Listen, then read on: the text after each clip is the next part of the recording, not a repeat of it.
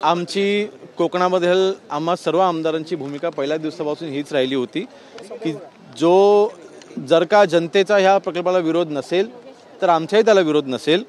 एकंदरीत ज्यावेळेस ह्या प्रकल्पाला सुरुवातीला विरोध झाला होता त्यानंतर अनेक अशा ग्रामस्थांनी विरोध करणाऱ्या ग्रामस्थांनी आपली भूमिका बदलून त्यांनी प्रकल्प व्हावा अशी देखील भूमिका घेतलेली आहे की मोहना प्रकल्प झाला पाहिजे। ह्यासाठी देखील रत्नागिरीमध्ये मोर्चे देखील निघालेले आहेत।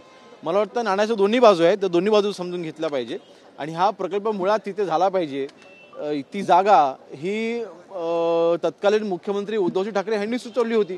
त्यामुळे मला वाटतं माननीय मुख्यमंत्री महोदयांनी टेक्निकली ती जागा बार्शी जागा ही त्या प्रकल्पाकरता योग्य आहे असं त्यांचं स्टेटमेंट आहे। दुसरीकडे पाहायचं तर रक्षा खडसे यांच्या ज्या मुली आहेत त्यांची कुठेतरी छेड बघा, त्या बाबतीमध्ये माननीय मुख्यमंत्री महोदयांनी किंबहुना शासन म्हणून आम्ही सर्वांनी देखील म्हणजे पोलिसांच्या मार्फत महिलांच्या बाबतीमध्ये 0 टॉलरन्स पॉलिसी आमची आहे। आम्ही डे 1 पासून सांगितलेलं आहे। महिलांची छेडछाड जर का मुलांनी केलेली असेल तर त्यांना कडकात कडक आणि कठोरात कठोर कारवाई त्यांच्यावरती केली जाईल। तर कुठल्याही पॉलिटिकल पार्टीची कनेक्शन असू द्यात, काही फरक पडत नाही। सर, अमोल मिटकरींनी मागणी केली आहे की महापुरुषांचा अवमान करणारा एक वेगळा कायदा तयार केला जावा किंवा किमान अमेंडमेंट तरी तशा पद्धतीची केली जावी, जी काही वक्तव्य असतील आणि विशेषतः साहित्य आहे की संभाजी महाराजांविषयी वेगवेगळ्या कादंबऱ्यांमधनं चित्रपटांमधनं जे बदनामीकारक चित्रण आहे ते तातडीनं हटवलं। सध्या कायद्यात जर का त्याची तरतूदमध्ये काही बदल करायचे असतील नक्कीच आम्ही अमोल मिटकरांची मी स्वतः चर्चा करून घेईन आणि त्यांच्या ज्या सूचना आहेत त्या मी स्वतः जाणीव करून घेईन। धन्यवाद, थँक्यू।